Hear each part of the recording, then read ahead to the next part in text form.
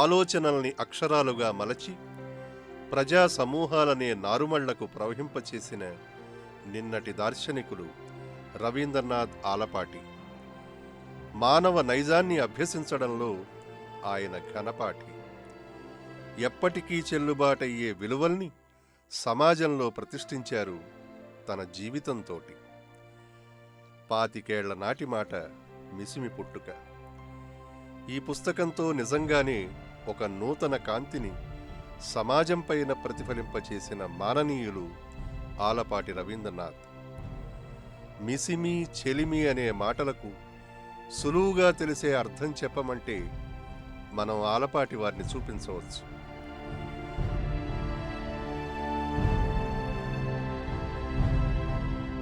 మనిషిని విశ్లేషించి చూడటం, మన తన అన్న భేదం లేకుండా మనిషితనాన్ని, మానవత్వాన్ని చూడగలగటం ఆయనకు మిసిమిలా అబ్బిన విద్య.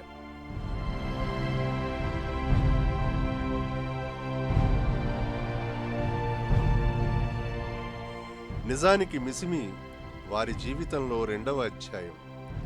కానీ ఈ అనంత కాలగమనంలో ఈ కొలమానం ఒక వెండి వెలుగుల తరుణం.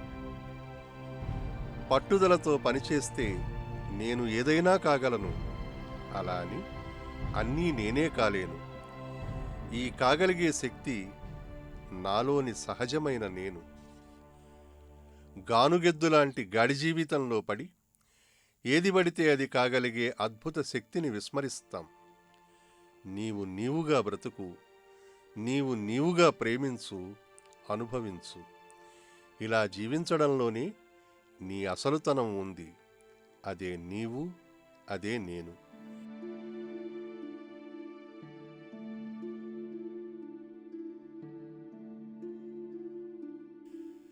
నిజానికి భగవంతుని దృష్టిలో గాని, రవీంద్రనాథ్ గారి దృష్టిలో గాని నీవు నేనులు 2 లేవు. అవి ఒకే నాణానికి 2 పార్శ్వాల లాంటివి. ప్రతి నేను ఎదుటివాడికి నీవు, ప్రతి నీవు తనకి తాను నేను. ఈ సూక్ష్మాన్ని ఆచరించి చూపిన పూర్ణ జ్ఞాని ఆయన.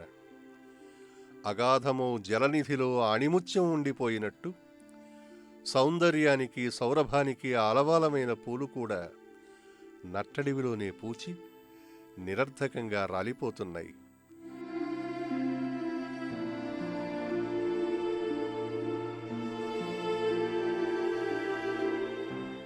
అలాగే అజ్ఞాతంగా ప్రతిభామూర్తులు ఈ జనారణ్యంలో ఎందరో ఉన్నారు.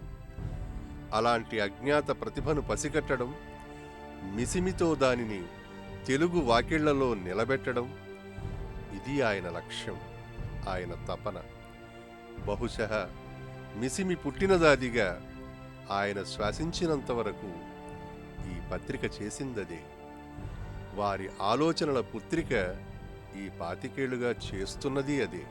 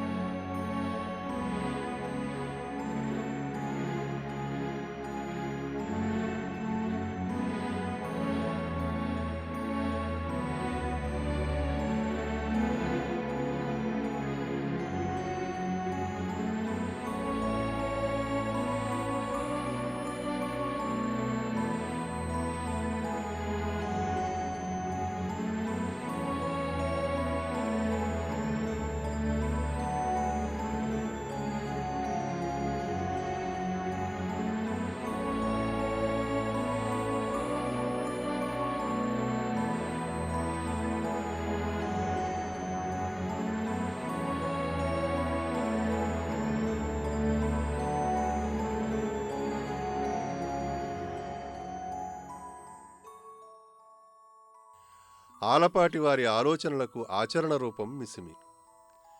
నిన్నటి రోజున పేరు ప్రఖ్యాతుల్ని పెద్దగా సముపార్జించుకోని ప్రజ్ఞావంతుల్ని ఈనాడు ప్రతిభావంతులుగా సమాజం ముందు నిలబెట్టింది మిసిమి. మిసిమి కాంతిరేఖలు తమపై పడటం వల్ల తమ ప్రజ్ఞా పాటవాలను ఆవిష్కరించుకున్న ప్రతిభామూర్తులెందరో తెలుగునాట ఉన్నారు. వాడు కళా సాహిత్య రంగాల్లో లబ్ధప్రతిష్ఠులయ్యారు. విశ్వవిద్యాలయ స్థాయి గుర్తింపులు పొందారు. ప్రభుత్వ సంస్థలు, సాంస్కృతిక సంస్థలు అందించే అత్యున్నత గౌరవాలు అందుకున్నారు. దీపం, వెలుతురు ఈ రెండూ ఆలపాటి వారికి రెండు కళ్ళు. దీపమంటే జ్యోతి, వెలుతురంటే మిసిమి. ఒక జ్యోతి చేతపట్టి ఎన్నో జ్యోతులు వెలిగించారు. చౌడేశ్వరీదేవి, శివం, వెంచాస, శారద, భుజంగరావు, శార్వరి, పోలవరపు శ్రీహరిరావు, అమరశ్రీ, తాళ్ళూరి నాగేశ్వరరావు, హితశ్రీ, రావూరి భరద్వాజ ఇవన్నీ ఆయన చేతి చలవతో వెలిగిన దీపాలే. అంగుళం లోతున మట్టిలో విత్తు నాటితే, పాదు చేస్తే మొలక వెలికి రావడం అత్యంత సహజం. కానీ ఆలపాటివారు అందుకు భిన్నం. ఆయన విత్తనంలోని విస్ఫోటనం. అందుకే అది మట్టి పొరల్ని పెకలించుకుని వచ్చింది. ప్రకటనలతో నడిచిన పత్రిక కాదు మిసిమి. భావప్రకటనలే ఊపిరిగా నిలిపిన పత్రిక మిసిమి. ఆలపాటి వారి సంరక్షణలో మిసిమి మిసిమిసలు 6 సంవత్సరాల పాటు వెలుగులీనాయి.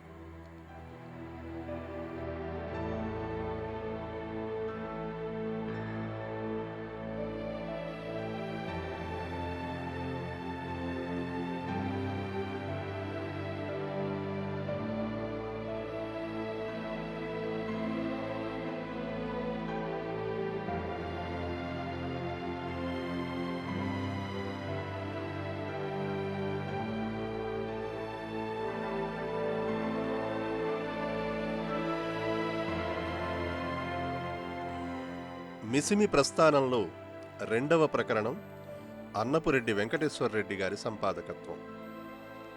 విఎస్ఆర్ కళాశాలలో తర్కశాస్త్ర ఉపన్యాసకులుగా పనిచేశారు వెంకటేశ్వరరెడ్డి గారు.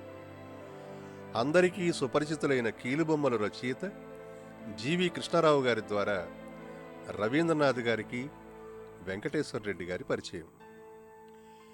ఏ వ్యక్తి గురించైనా, ఏ విషయం గురించైనా సమూలంగా తెలుసుకోవాలనే ఆకాంక్ష రవీంద్రనాథ్ గారికి బలంగా ఉండేది. అలా తర్కశాస్త్రానికి సంబంధించిన చర్చలతోని రవీంద్రనాథ్ గారికి వెంకటేశ్వరరెడ్డి గారితో సాన్నిహిత్యం చాలా బలంగా పెనవేసుకుపోయింది. అచ్చు యంత్రాల దిగుమతి కోసం వేసిన అక్షర మంత్రం మిసిమి. 1వ సంచిక తరువాతనే మలిగిపోవలసిన వెలుగును రవీంద్రనాథ్ గారి మిత్రులు పదిలం చేశారు. ఆ వెలుగు నిరంతరం ప్రసరించాల్సిందేనని పట్టుబట్టారు. అందులో ఒక బలమైన గొంతు వెంకటేశ్వరరెడ్డి గారిది. ఆ బలమైన గొంతే తరువాతి అధ్యాయంలో మిసిమి సంపాదక బాధ్యతల్ని తన భుజాలకెత్తుకుంది.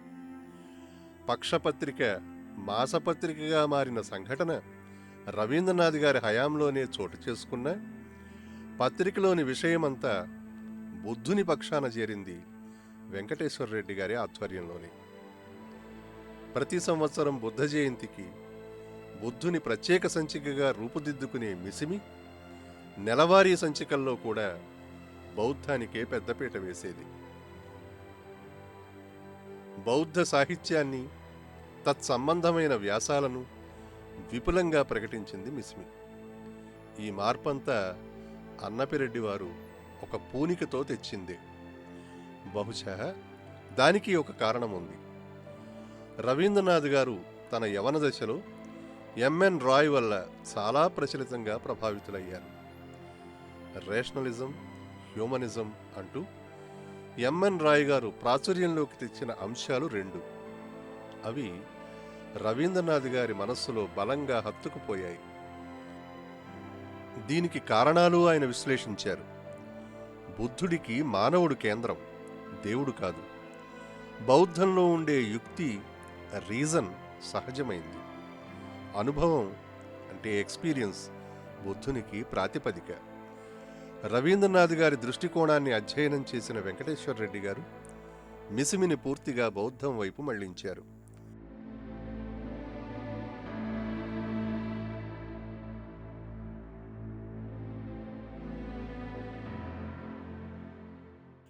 వెంకటేశ్వర రెడ్డి గారు ఆరోగ్యరీత్యా విశ్రాంతి తీసుకోవడంతో మిసిమి ప్రస్థానంలో 3వ అధ్యాయం మొదలైంది.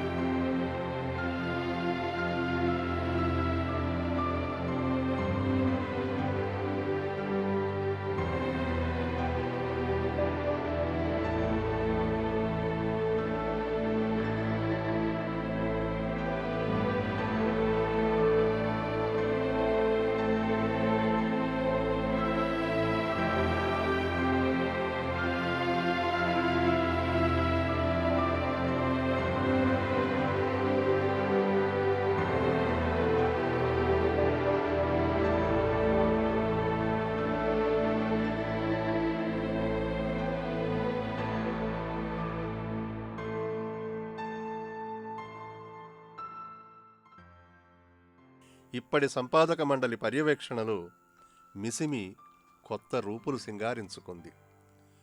పరిమాణాన్ని పెంచుతూ మరింత విస్తృతంగా ఒక సాహిత్యమే కాకుండా నాట్యం, నాటకం, సంగీతం, చిత్రకళ ఇలాంటి అన్ని అంశాల పట్ల సారస్వత పార్శ్వాలను స్పృశిస్తూ వ్యాసాలను ప్రసరిస్తూ వస్తోంది.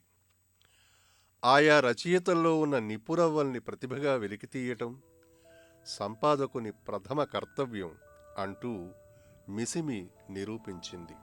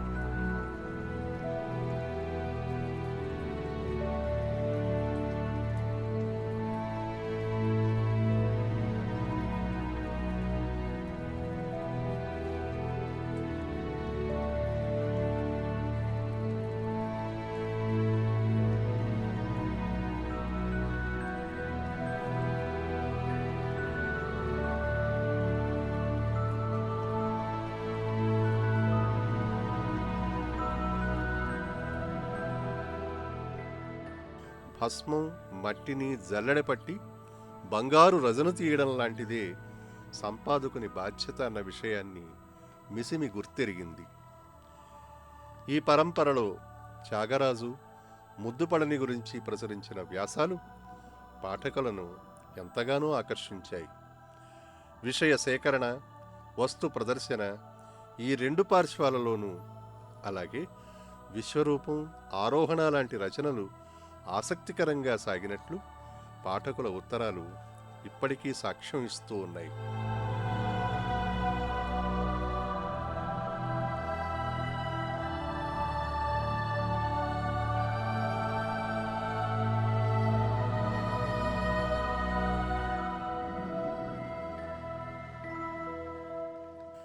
సాహిత్య అకాడమీ పురస్కార గ్రహీతల రచనల సమగ్ర పరిశీలన రావినూతల సత్యనారాయణ ప్రత్యేకించి రాస్తూ ఉంటే, తూర్పు దేశాల కవిత్వాన్ని ముకుందరామారావు గారు పరిచయం చేస్తున్నారు. ప్రపంచ సంగీతపు పోకడలపై నండూరి పార్థసారథి రాసిన పరిశోధనాత్మక వ్యాసాలు మిసిమి ప్రచురించింది. రెనైజాన్స్ చరిత్ర తెలుగులో మొదటిసారి అందించిన ఘనత మిసిమికే దక్కుతుంది. ప్రపంచ నాటకం గురించి గొల్లపూడి మారుతీరావు, చాట్ల శ్రీరాములు, సిఎస్ రావు, పతివాడ సూర్యనారాయణ ఇటువంటి లబ్ధ ప్రతిష్ఠుల రచనలు ఔత్సాహికుల అభిరుచిని కొంతవరకు తీర్చగలుగుతూ ఉన్నాయి. సాహిత్యంలో ఎక్కడో మూలబడి ఉన్న వీరగాథలు, గిరిజన సాహిత్యం, నూజువీడు, వెంకటగిరి, బొబ్బిలి, విజయనగరం సంస్థానాల చరిత్ర వీటిపైన మిసిమి ప్రత్యేకమైన కాంతి రేఖలను ప్రతిఫలింపచేసింది.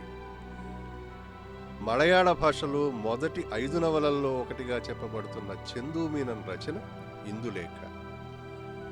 ఈ నవలను పరిచయం చేయడం ద్వారా మిసిమి సాహితీ లోకంలో మరో కొత్త గవాక్షాన్ని తెరిచింది.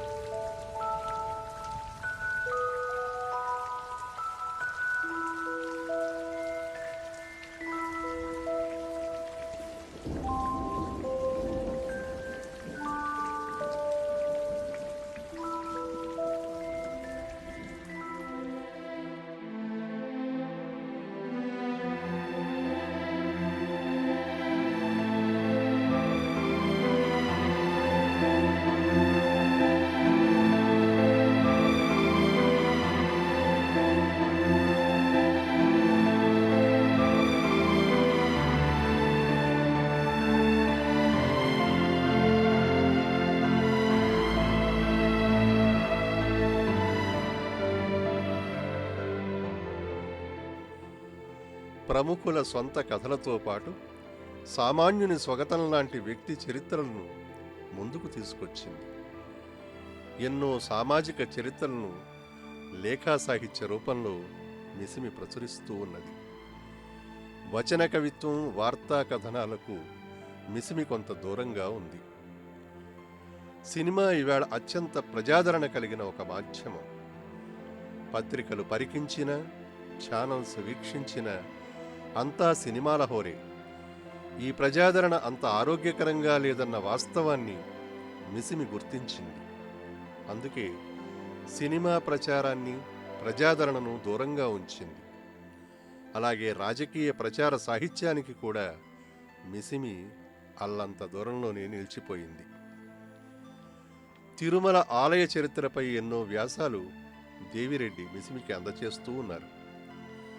లేపాక్షి, హంపి, హళేబీడు, బేలూరు ఈ శిల్పకళల ప్రత్యేక వ్యాసాలు మిసిమిలో చోటు చేసుకున్న సందర్భాలు అందరికీ విదితమే. కాశీనాథుని నాగేశ్వరరావు, ఆంధ్ర పత్రిక, భారతి, వివిధ రాష్ట్రాలలో ఉన్న తెలుగువారి స్థితిగతులు, రేడియో చరిత్ర, సామినేని ముద్దుకృష్ణ, ఒద్దిరాజు సోదరులు, మానేపల్లి కవి, కిన్నెర పత్రిక నడిపిన పందిరి మల్లికార్జునరావు లాంటి భిన్నమైన శీర్షికలతో వ్యాసాలు ప్రచురితమయ్యాయి.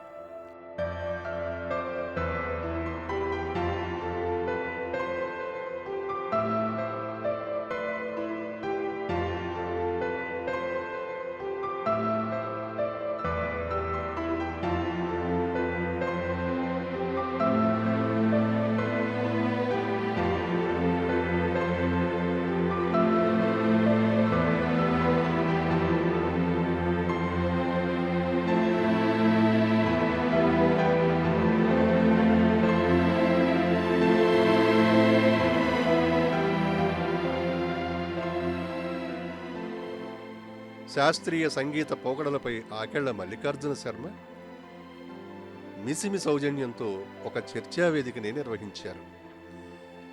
కమ్మతమ్మెర్ల శీర్షికలో పాఠకుల ఉత్తరాలు సాహిత్యపు గుబాళింపులను ఇప్పటికీ ప్రజానీకానికి అందిస్తూ ఉన్నాయి. మిసిమి లాంటి శాస్త్రీయ ప్రమాణాలతో కూడిన పత్రికను తెలుగులో నడపడం ఒక సాహసం. ఈ సాహసం చేయడం ఆలపాటి వారికి కొత్త కాదు. తెలుగు పత్రికారంగం మద్రాసు కేంద్రంగా ఎందుకుండిపోవాలి అని తెనాలి నుంచి జ్యోతి, రేరాణి, కినిమా లాంటి పత్రికలు నిర్వహించిన సాహసం ఆలపాటి వారిదన్న విషయం తెలుగు వారందరికీ తెలుసున్నదే. ఆ సాహసం ఆయనకు మాత్రమే పరిమితం కాదు. వారి వారసులైన కళాజ్యోతి ప్రాసెస్ ఇప్పటి అధినేతలు బాపన్న ప్రభృతులది కూడా. వారంతా మిసిమిని ఒక సామాజిక బాధ్యతగా 25 ఏళ్లుగా గుర్తిస్తూ వస్తున్నారు, నిర్వహిస్తూ వస్తున్నారు.